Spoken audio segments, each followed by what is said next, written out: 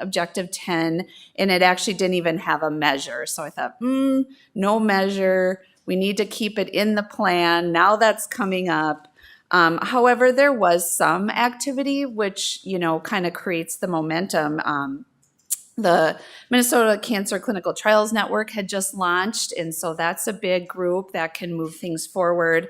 And there actually was policy that was approved and came into law in 2020 for Medicaid to cover routine care as part of a clinical trial, and that's huge when those policies can be moved forward to advance the objective. So who should get involved? Well, like I said, there was a few people around the table at Chen. And then really, you invite those partners that you've had all those years. Call up Galen, talk to Matt, and knowing that if you look on the website, American Cancer Foundation, very much involved in clinical trials. So it's just getting together with other people who have that in what they do on a daily basis within their community-based programs, and finding those shared goals that you have. And then really, as you can see, and this is a sprinkling of who we get to meet with on a monthly basis, very multidisciplinary, has different expertise across the table. And we really think that yields the best results, all the different perspectives, and all the different type of roles that they do as a profession. And what we have said all along is what we want to really do is prioritize elevating the patient voice. We very much, Lisa Beckendorf, who you'll see her picture, she couldn't make it today, is a patient advocate. We always want patient advocates at the table, and I honestly think that always kind of keep the work going, invite, because you just really have to seek out that voice and keep that at the table and elevate that. And so you've got the need, and we've got our friends and experts and life experiences at the table. So how really can we make a difference? How do we advance the objective and increase the awareness in Minnesota?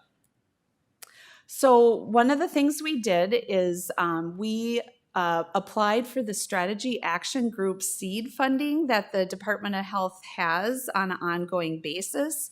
I think that comes and goes just depending on the funding with the Center for Disease Control, but that has been a high value thing that the steering committee and MCA has been trying to offer. And once we received that funding, it really provided, we had to write the application, we had to put goals down, specifically for Objective 10, and that was just something to rally around. And what we were able to do then once we got that seed funding is we sat down with Wilder Foundation, who conducted a mapping session and came up with this placemat that was just really nice to always return to. And really we sorted out who we are, what we want to accomplish, and even long-term and short-term goals. And then with that placemat, we got back together and we had 2 working sessions and said, how do we divvy this up? How can we, what do we specifically want to do and to accomplish, and who has the leverage with their groups to do what? So we broke that down into some key action items, and then went into those smaller working groups and worked on that. And then lastly, for my piece here, once we had sort of been about a year, I believe, we reached out to the steering committee of the MCA and said, hey, it seems like we could be a network. And, you can see, the structure of the Minnesota Cancer Alliance over many, many years. That when you're a network, what comes with that is even further reach, because you really work directly with the steering committee. Then we were able to move on to have our own web page on the Minnesota Cancer Alliance website and really be able to refer people back to that so that they can access the materials that we co-developed together, and you'll hear more about that. So it's just a progression of how we work together with the steering committee and the overall umbrella with the Minnesota Cancer Alliance. And with that, I will turn it over to Liz. Thank you, Heather. So I am up here talking on behalf of Lisa Beckendorf, who is not able to be here today. And I'm going to talk about logistics, which is something that I love in my real life anyways.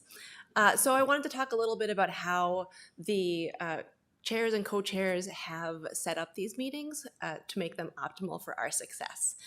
So they created regularly scheduled meetings, and we always start each one with a slide of the Clinical Trials Cancer Plan Objective 10, so we keep that front of mind and focused on that. Once we had created the project plan, we kept that in front of us too to keep our momentum going on the things that we had identified that we wanted to do. The chairs and co-chairs plan ahead every month to create an agenda. They take notes and they send minutes after each meeting, which keeps us accountable to do the things that we said we would do in the meeting. As Heather pointed out earlier, we have a wonderful variety of people and organizations in these meetings. So we really leverage their collective expertise, their experience, and their perspective. We encourage conversation and active brainstorming during our meetings. At times, we created smaller working groups that were focused on one specific action or project, which helped ensure that we were creating tangible outcomes. We were really focused, we were doing work, and even though it was important to be talking during our meetings, we were doing more than just talking. We were actually creating tangible outcomes outside of the meetings. At the end of each meeting, the co-chairs also set aside time to share resources or events related to Objective 10 or things that people in our group are working on, things they want to share. So it's really important to build that sense of community through open discussion and sharing. And now I'll talk about a few of our concrete results.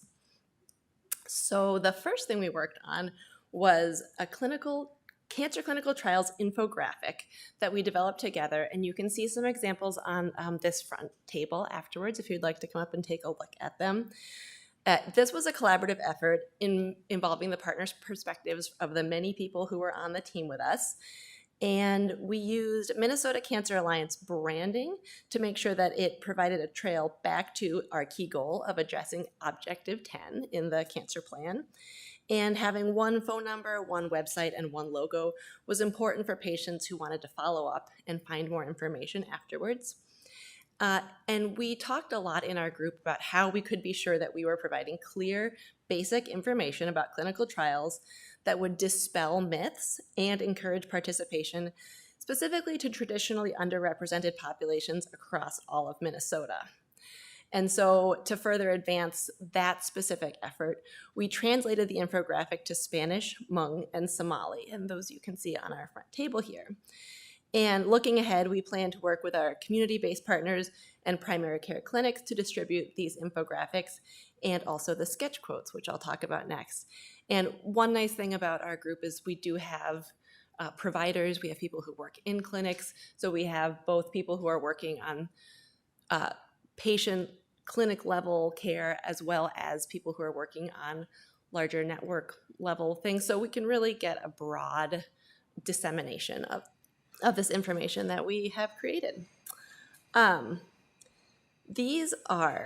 think these are beautiful. You can see these over on your right, and actually we have smaller versions of most of those that you can take with you if you want to take some examples home with you. It was really important to our group to elevate the patient voice when we were developing clinical trial awareness and promotion information. So as you can see from these sketch quotes, they're all patients and direct quotes from patients. So this was our series of, we call them sketch quotes, designed by our member, Nellie Richard, who is an artist, a cancer survivor, and a patient advocate. So again, really working with the talent that we had on our team. And the intention of the sketch quotes is to normalize clinical trial participation from the patient perspective. A key target audience for the sketch quotes is patients who can hopefully see themselves reflected in the pictures and the words. They can also be useful for internal and primary care providers, since doctors are trusted messengers about the value of cancer research participation. They have been formatted for social media as well, and they are available on the MCA website. As Heather mentioned, we have a page there now so that community partners can use these pieces paired with their own social media messaging. And they're even being used nationally by the Wake Forest and Corp in their quarterly newsletter. So they're really getting out there. So those are two of our successes. And now I'm going to turn it over to two other members who will talk about their specific wins in their areas of Minnesota.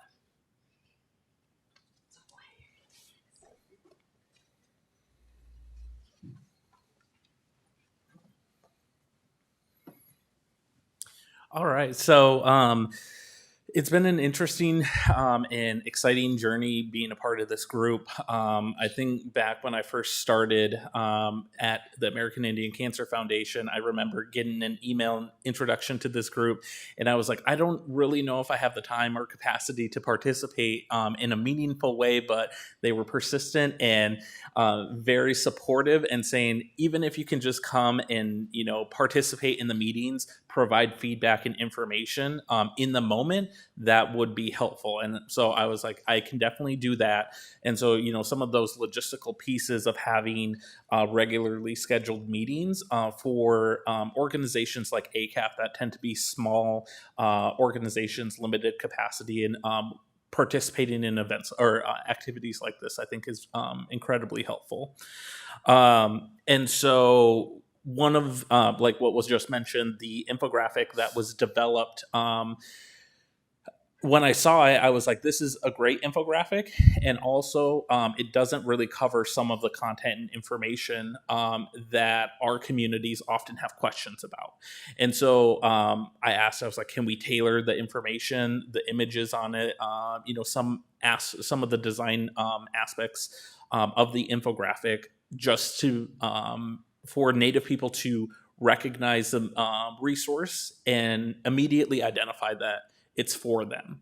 I think that's one of the key pieces of being able to draw someone into a resource, get them to read the information. Once you have an opportunity to see it, it does have a lot of text and information, but it is really good information. So we took that information, modified it a little bit, focused on some of the priority content information of trying to get people interested and involved.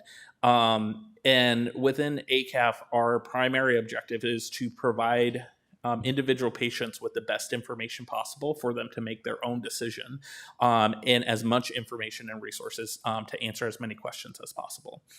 So we modified the infographic. Here, so a couple of the design elements, we put some images like at the top and bottom. We switched out some of the graphics of the I can't remember what they're called, like some of the, I don't know, cartoon people, the drawings, with a picture of real people, because I think that was an important piece in some of our topic areas for Native people to see people that look like them as real people and not in this, how it was depicted there. And then again, I think one thing that was really helpful at the bottom of all the infographics is having the process listed out in a very simplified manner to help them understand what that full process looks like. The other big thing, though, with content, at the top in that first kind of bulleted list is going over what a clinical trial includes.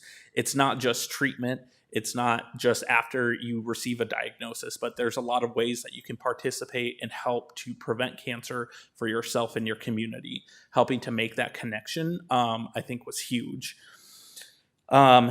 Additionally, we also, through the participation in this group, we were able to connect with other entities doing work on this.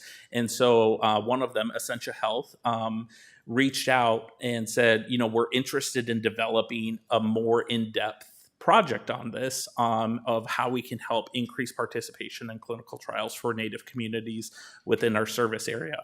Where do we start? And I was like, it's going to take a lot more than just some educational materials and a few things here and there. If you're really in this, like, we have to start from the beginning. We have to go back and ask communities where the challenges and barriers to basic care services is. Because if we're not providing those basic services in a quality or high quality way, then getting them in for a clinical trial is not going to work either.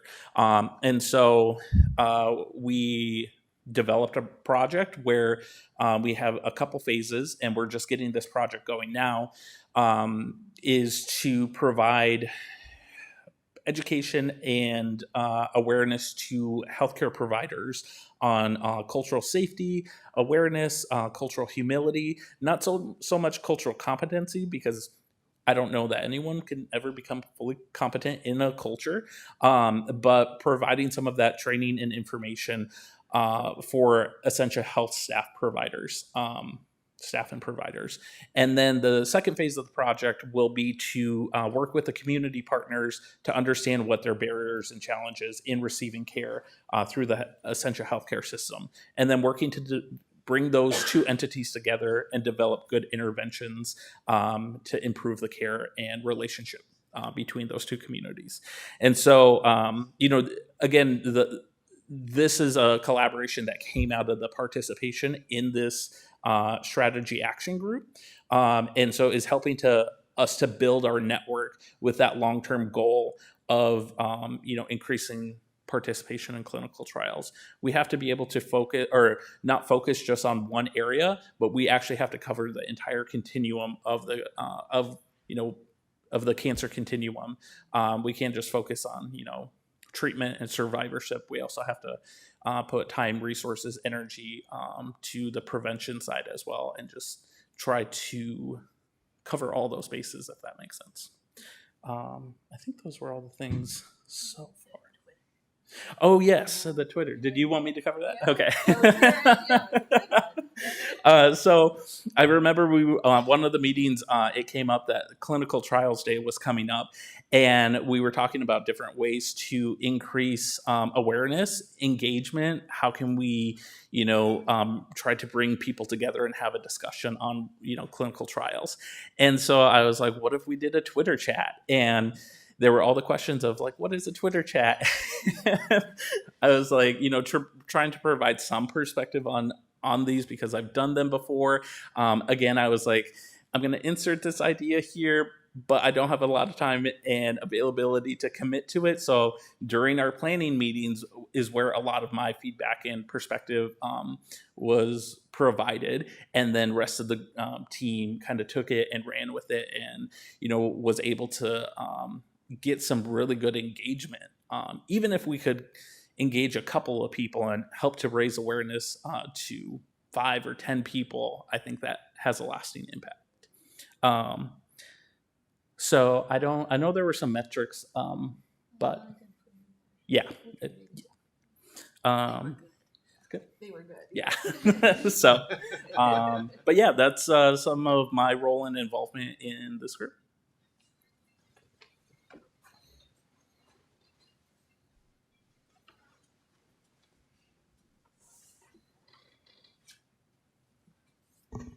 It's a pleasure to be here today. I'm going to speak a bit about.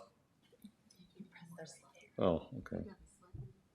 Oh, how about that? Okay, because I'm going to speak a lot about the Minnesota Cancer Clinical Trials Network, MNCCTN.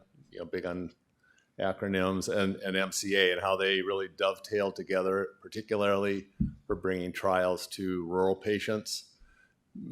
A lot of people here may or may not be familiar with MNCCTN, but it's funded by the Minnesota legislature, and its original purpose was to bring clinical trials to smaller rural areas that had never had the opportunity to participate in cancer clinical trials. And so there's the main hubs are the University of Minnesota, Mayo, Essentia Health out of Duluth, Sanford Health on our Minnesota side of things, and the Hormel Institute. I'm forgetting one, I don't think. What's that one? MCOR. How could I forget MCOR? That's the NCOR here in the Twin Cities. And so from a Sanford perspective, we have clinics. We had clinics in Thief River Falls, in the northwest part of the state, and Worthington in the southern part of Minnesota. And neither of those sites had ever participated in cancer clinical trials, although we had physicians and nurse practitioners going there to do oncology clinic outreach. So those were our first two sites that we opened. You can see from this map the different. Essentia opened a lot. I'm not quite sure how they managed that, but good kudos to them. And then the U of M and Mayo ones. And even in Fargo, where I'm practiced, full 30% of our patients are Minnesota residents. So we can't really have them participate in these MNCCTN trials, but we have a very heavy presence and care a lot about Minnesotans. And I think that's why it's important that I'm part of this MCA committee. I mean, we want to represent them. So, that's kind of how we got involved with MCA. They just dovetail really nicely. A lot of people are on both groups, and to be able to bring trials. One of the trials that we opened, and Essentia did a really good job with this too, is a breast cancer prevention trial comparing 2D versus 3D mammography, because that's not yet a clearly answered question. There's issues about that, and that's a national trial. And that trial really hit home with a lot of participants. That's been our highest accruer, I think, overall throughout MNCCTN. I also wanted to touch a little bit about COVID, because there are some interesting things that happened with COVID. When COVID first hit, cancer clinical trials basically shut down for a period of time. People weren't coming to clinic. They weren't even allowed to come to clinic unless it was absolutely necessary, those sorts of things. As time went on, it's like, well, this doesn't work. We can't just stop people's cancer treatment. And so through some national things through the NCI, there were a few things that were loosened up. Remote consenting started to be allowed. Previously, if people were going to sign a consent form to be on a clinical trial, they had to come and sign it in person. Now we were able to do remote consenting. Telemedicine became much more sophisticated and available throughout the country, and that also helped with accrual. And then the third really big thing was that the NCI then allowed patients who were on investigational oral medications to have them shipped directly to their home instead of having to come into a clinic, travel to a clinic to get that. And very fortunately, all three of those things have persisted even now that COVID is winding down, hopefully for good. So, we thought, boy, this is really going to hurt our accrual, because one of the metrics we get from the NCI is how many patients are going to go on clinical trials each year. And remarkably, and this happened with Essentia too, we doubled or more than doubled how many patients were going on clinical trials. And so I just think it shows that in a time of crisis and people kind of thinking outside of the box and deciding to free the reins a little bit, just how helpful that's been for getting improved participation in clinical trials, and getting these cutting edge things out to where people are at, not them coming to us. So, there's a few other things that are going on that are important to know for this meeting, I think. There's some works in progress at the national level and locally about improving diversity and writing protocols that fit more diverse populations. And by doing, as part of that, you have to, if we feel, or it's felt that, you need to make those things more clear to people. You need to reduce how often they have to be coming in to be seen, and you have to reduce costs, as we've heard repeatedly already this morning. Getting rid of co-pays, getting rid of things that aren't covered, that type of thing. So, that was, and it's been, it's just nothing but a pleasure to be part of this group, and gotten to meet some new people and make some new friends, and I'm happy to have been able to come down and present today, so thank you.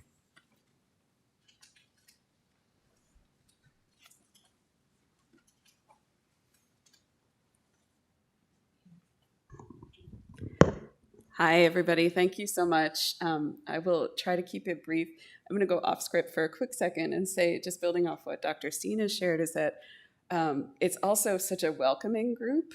I am new to the cancer space and also new to Minnesota, and this is one of the very first committees I got connected with. And I just appreciate the leadership of this group and also the culture that's been created where it's such a, it's fun, it's productive.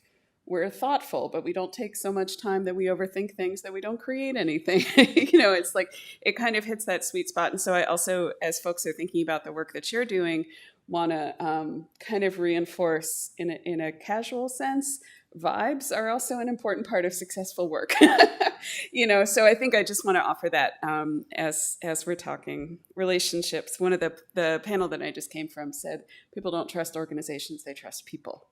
And I think that this group has done an amazing job creating a culture of trust within the group, and then continuing to open that up as the group expands. So that's not in the PowerPoint, but and I'm just going to share very quickly what's on the horizon for us as a group. So we have kind of 4 pieces that we're looking at as we move forward. We do still have Objective 10 of the current cancer plan to work through 2025. As Heather alluded to also, MCA is now starting to think about where does the cancer plan go from here. So we are going to contribute to the development of that for the upcoming cancer plan and then implement whatever that new objective is. And maybe they're very closely aligned. Maybe there's some new directions that emerge from that, but we're kind of working on both at the same time now.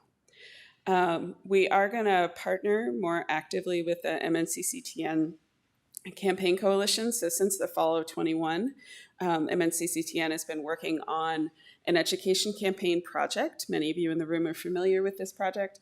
It has a lot of overlap with the objectives of this group and also is looking to create some kind of innovative new campaign in addition to the amazing work that's already happened. And so just thinking about both those things at the same time, we're going to work and figure out where's the alignment, how can we, create some effective collaboration, and also keep working toward the goals that we might have separately. The Cancer Health Equity Network is exploring the feasibility of taking a Just Ask curriculum that's available nationally for providers to increase enrollment in clinical trials. So seeing what it might be like for us to take that, to pilot it, to talk it through, figure out how to expand folks who are familiar with it so that we can increase diversity in clinical trials. And then we also have identified facts and messages to share across the state and are looking for sites where we could pilot that messaging. So there's a handful of, we all know there's a laundry list of myths or barriers that exist for cancer clinical trials. So this group spent a lot of time this year talking about what are the key messages that we feel like maybe are missing from some of the traditional campaigns that are out there about clinical trials, and how do we want to roll these out. So that's something that we're going to be working on in the coming year. And that's it. Thank you all. Can we have a round of applause for the panel? It's always fun where, as the moderator, your main job is to stay out of the way of your presenters. So we do have a little bit of time for questions, and I can move the microphone around. Does anybody have questions for anybody on the panel?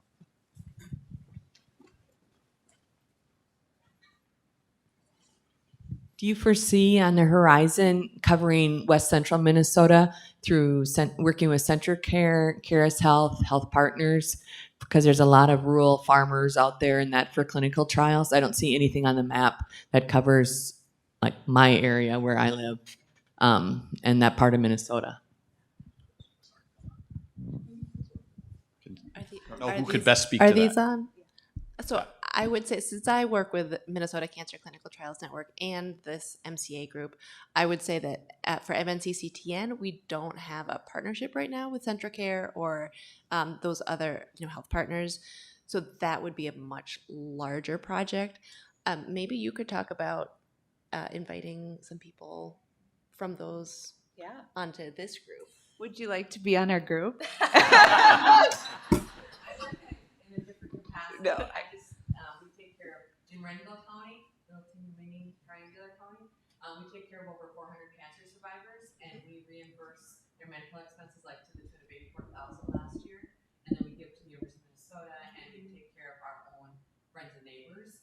But yeah, and also we look at targeted messages in the rural areas. I'd be identify places or work with you regarding help in that area as well? I think at a minimum, finding ways to partner on using the communication materials is certainly easy to do. It's the logistics of enrollment sites might be a little more complicated, but I think the group's certainly, I think, open to bringing more people in and trying to build new partnerships so we cover the whole state. And we also, we only have, we have a small county of 15,000, but we had 70 new cancer survivors that we identified last year, and we give the bag of blessings and we reimburse them for their expenses, et cetera. But we also keep track, like, what is your career? If you're retired, what was it? What type of cancer do you have? And we don't utilize that information yet, but, that might be something that would help in some way in the future lend itself to your group. I don't recall if Ortonville was on there, but we just added Ortonville as an MNCCTN site, which is in Big Stone County, South Dakota border. Yeah, it's kind of close, but not exactly there. Yeah. Yeah, thank you so much. I was excited to see it, and it actually happened right around the time that I went to a meeting in Morris, and I was like, okay, good. I have a site that I can say, at least it's not, people still, we're working toward access, right? The other thing I wanted to add is that MNCCTN is kind of under the umbrella of the Masonic Cancer Center, although we're mostly external facing. So we do work with the Masonics community engagement team, and I know that we're looking in the next 6 months to really radically increase our rural outreach. And so I would love for this to be kind of a pin on the map that we could talk some more about what that might look like, if there are county fairs that we should come to, if there are just things that we can do just to build those relationships. I would love to talk to you about that.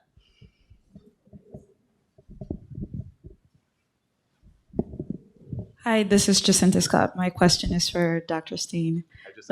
Hi. I know, quite a while. So it's really exciting, Dr. Steen, just to see how MNCCTN has grown. And you talked specifically about how you were able to double recruitment during COVID. Can you speak a bit more from a telehealth standpoint, or what really made it possible? What were some of the things that you all did to really improve screening, enrollment, especially during a time like that? Yeah, we tried to look at what that was exactly. I think it was probably all three of those things. I think being able to send medications directly to patients was a huge thing. It improved their willingness to be part of a trial. There actually were some really good trials open that time, so it wasn't all the three things that I specifically mentioned, but there were some that had broad applicability, which is always the issue, as you know, with trials. But yeah, telemed and allowing telephone visits so that people really didn't have to leave their home, even if they didn't have the simplest of technical, smartphone or an iPad or anything like that. We could still just do visits over the phone, and the NCI was allowing that now on trials. And so but I think the medications and just being able to reach people at their homes, or at least within their communities, where previously they maybe had to travel to one of the research sites, was probably the biggest thing. I just want to know if there's any efforts to be educating the Latino or the minority population. I know that a lot of the minority population there is a lack on the trials. So I think, me as a Mexican, I would not know much about how to look. Is there a place where I work with the SAGE breast cancer program, and we see patients diagnosed with breast cancer. Is there a way that we can send, I see that we could send the information, but I feel that people will overlook at that information. So I see the lack of maybe more education in the minority population to be able to participate on those trials.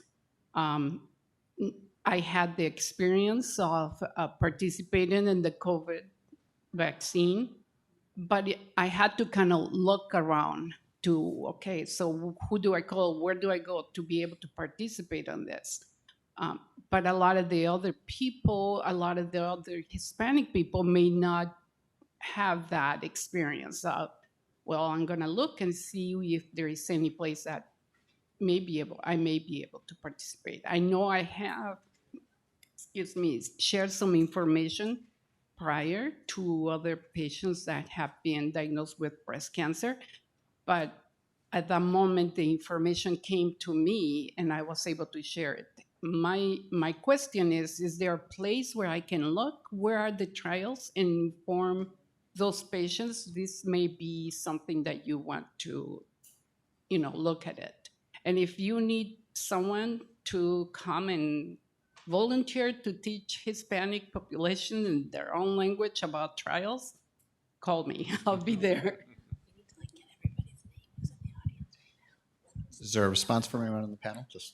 I just want to note that you brought up such a great point, talking about SAGE, and it's really, making those connections. And even, a lot of us in the room know a lot about clinical trials, but really what a mentor has said to me is creating that pathway.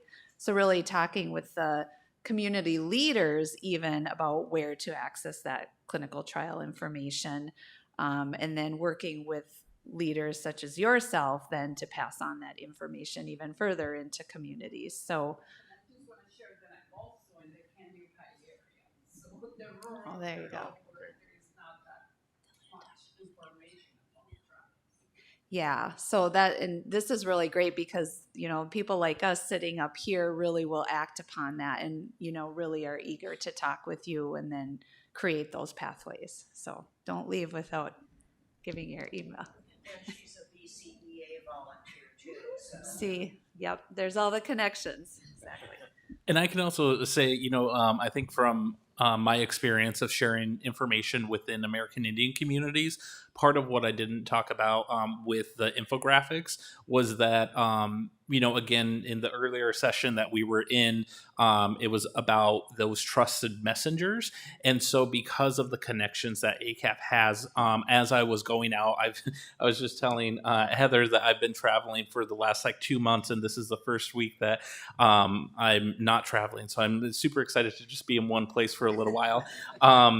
Everyone's like, I'm always getting out of office emails.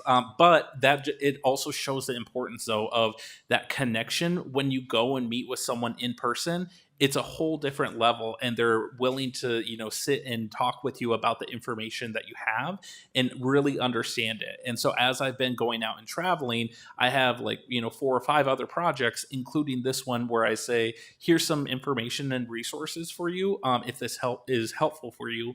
We're also interested in, can update some of this with, additional patient stories. If you would like your community reflected in this, you just have to let us know if you want to do that. And then also asking, how does your community get information? Who are those trusted people? Can you also help to get this information to them? Because a lot of what we were hearing would be patients would ask their local tribal providers about clinical trial information. Or they would say, I saw something on TikTok, and they would send a message in my chart about, is this real or is this a good thing? And they'd be like, I don't know, but I can find out and get back to you, or I can direct some resources and information and get you to the right person. And so it's finding those sort of people and having people who are knowledgeable about these different populations and how to navigate those relationships that I think is what's been very successful within the Native communities for us. This is a really good discussion. Thank you. I have a couple of questions that build on to your question about knowing what trials are available, and are you providing those resources to give patients specific trials that are available to them or may be available to them? And also, are you providing education on trials outside of your standard interventional treatment trials? I'm an investigator. I don't do standard interventional treatment trials. I do cancer care delivery. I do supportive care types of research. And I think those are important and a really important part of the education that we give to patients about the types of research that are available to them. Also, as Heather knows, Heather and I have collaborated for years. I'm part of the Health Partners Institute, and we should be involved. And I had no idea that we weren't, so shame on us, but let's talk. One thing I would like to point out to your point about treatment trials is Objective 10 does specify treatment trials. And as a group, when we started meeting within the first year, we had a conversation about how if we're really looking to increase cancer clinical trial participation, the best way to do that is to start with trials that have a low barrier. So people, and we had some data to back this up, but people are more likely to do a trial if it's,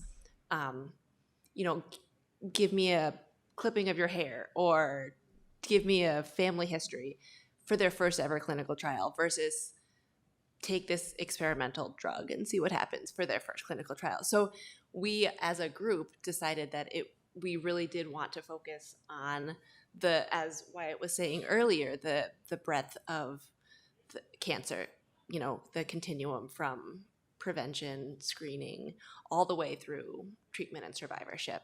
So that is definitely something that we had talked about. What was the other part of the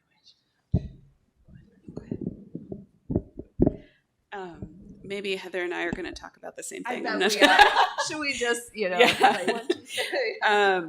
I will say real quick that MNCCTN, not the same as this group, right? Even though both Brinsley and I are involved, and Heather and Dr. Steen and one, but that we are, one of our priorities in the coming years is to expand the portfolio to include more and more non-treatment trials. So that's just a FYI. In terms of where MNCCTN is headed, we certainly will not be leaving treatment trials behind, but that we're looking to kind of expand the breadth of what we offer. And then I wanted to also just shout out some work that someone at MCORC has been doing specific to reaching out to providers, because a lot of times those are certainly not for everyone, but for some patients, providers are the first place that they hear about a trial. And making sure that providers are informed, that the oncology staff is informed, that people really understand the clinical trial process, and that they know that like the study coordinators and the research nurses are people that they can go to. That's a resource for the oncology team to understand the trials so that they can speak directly with patients. And so we're also kind of looking at that, and there's been some success, at least for the project at MCORC. And again, this is through MNCCTM, but it's such a Venn diagram of also conversations that we're having internally all the time on the action group as well. Is that what you were going to say? Well, I think this is, to piggyback on that and answer Pam's question, I think over these past 2-3 years, we've been focusing on really education about clinical trials overall as a starting point, kind of.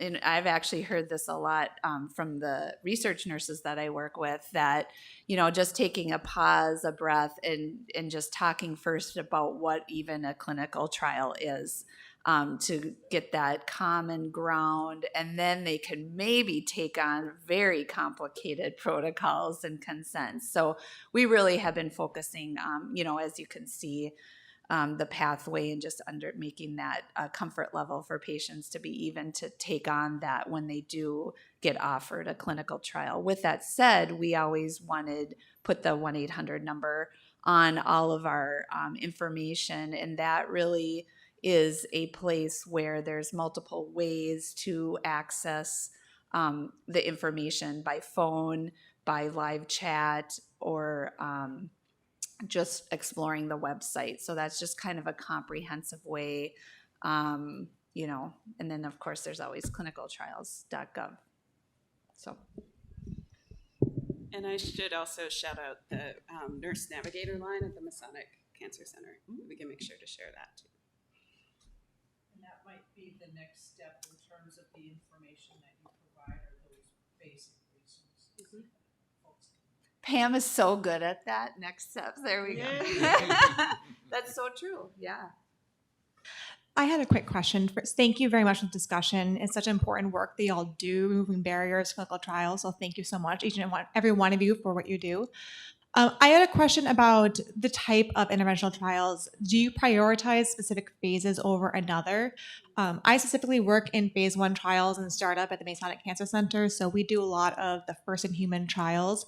And so why I'm curious is because one of the inclusion criteria for a lot of our studies are that more than 2 other types of therapies have failed. So our treatments are oftentimes like the last line, last hope for patients. And I think that for me, I think it is important to offer that to people in all areas of Minnesota. But I'm curious if there is perhaps an ethical issue with that being that they're more complicated trials, et cetera. So I'm just curious, do you have interest in phase 1 trials as well, or do you primarily focus on phase 2 or 3?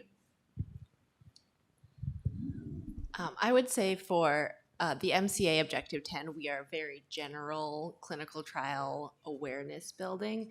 For MNCCTN specifically, we only work with later phase trials. There are issues, since the sites that we work with are small rural clinics, there are concerns around, they might not be offering those sorts of treatment options. So if somebody's cancer has progressed, they might be at a larger site already. But also we have concerns around potential, adverse regulatory issues. I would say that our sites are too small to take on that level of trial, because I'm not a trial.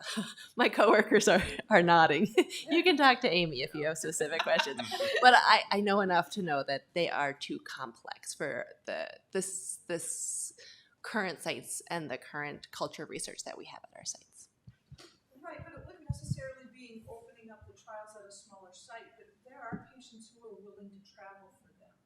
Yes, and so I think if we look at, if we think of like our educational campaign, that could certainly be part of it. So MNCCTN specifically does open trials at sites, but if we look at the larger education campaign, I think that certainly those level 1 trials could be part of that as well.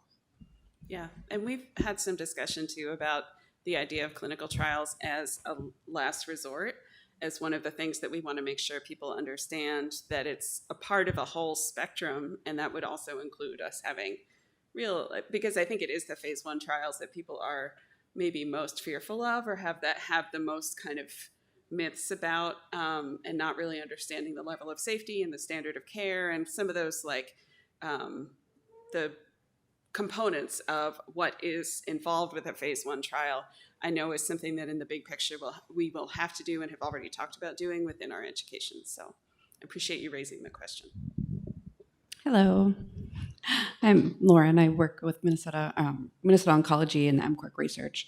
I think one of the biggest barriers for me to get patients to enroll is to get providers involved and get them aware of what clinical trials are available. We have over 100 clinical trials available through our organization alone. And I find that a lot of doctors don't give it a second thought. So I guess my question would be, how do we get that in front of the providers so that it is in their face and they know it is an option, so they are talking with the patients one-on-one right from the get-go? Preston? Well, I can tell you what we try to do. Sometimes it goes better than others.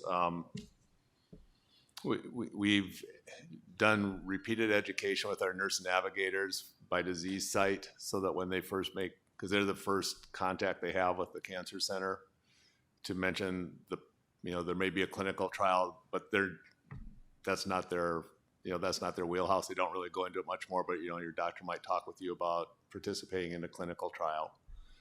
All of our new patients are screened to see if they're eligible, and that is then put in front of the provider, whether they take it up or not. That's always the issue, and it's been a long-standing